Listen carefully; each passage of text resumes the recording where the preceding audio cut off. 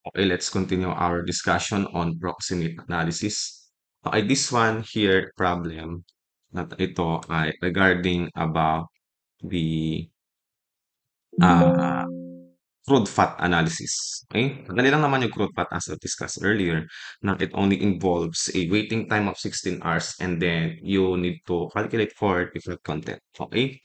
So you have this extraction flask dito. Ito yung, for example, in this case, the Soxhlet extraction. And then you have this flask here. For example, this is the flask. Ayan. Ito yung extraction flask ninyo. And nandito na ulit yung extracted fat. Okay? So therefore, for you to calculate the crude fat here, you just need to get the weight difference of this para makuha ninyo yung extracted fat. Okay? So weight of the extracted fat and extracted fat is just equals to 127.891 grams minus 125.432 grams. Ayan. Equals, you just need to calculate for this. Ayan. Using your calculator, of course. So 127.891 minus 125.432. Okay, 2.459 grams. Okay. The percent crude fat is now then can be calculated. Ayan, percent crude fat is equals to 2.459 grams divided by the weight of the sample. So 5 grams times 100 is equals to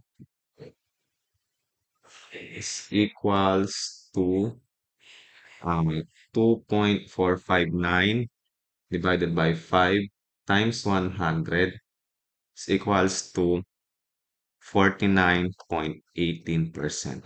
Oh, lakas ang laki ng fat content nito. Okay, so that's it. Take a screenshot and let's move on to our next discussion. Okay, so next topic naman natin is on the analysis on crude fiber. Ayan. So crude fiber, you just need to determine the weight of your extracted fiber without the ash. Okay? Ito lang, babalikan nila yung mga formula na discuss natin kanina. Ayan, weight of the sample before ashing, weight of the extracted fat, and so on and so forth. Ayan. So, how would you calculate for the extracted fat, crude fiber? Okay?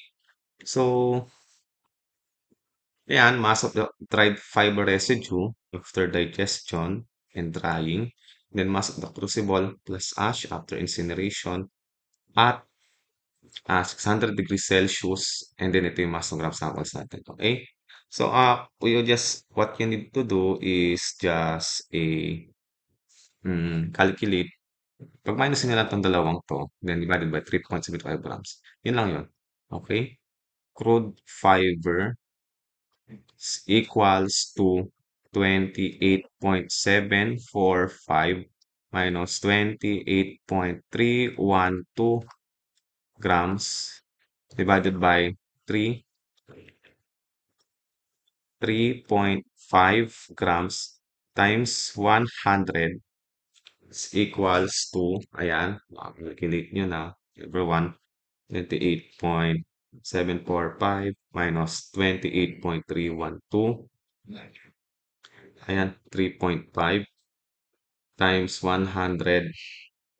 So, 12.371%. Okay? So, that's how you calculate for this.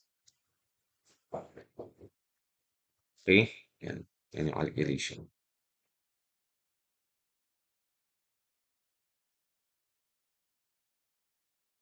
Okay.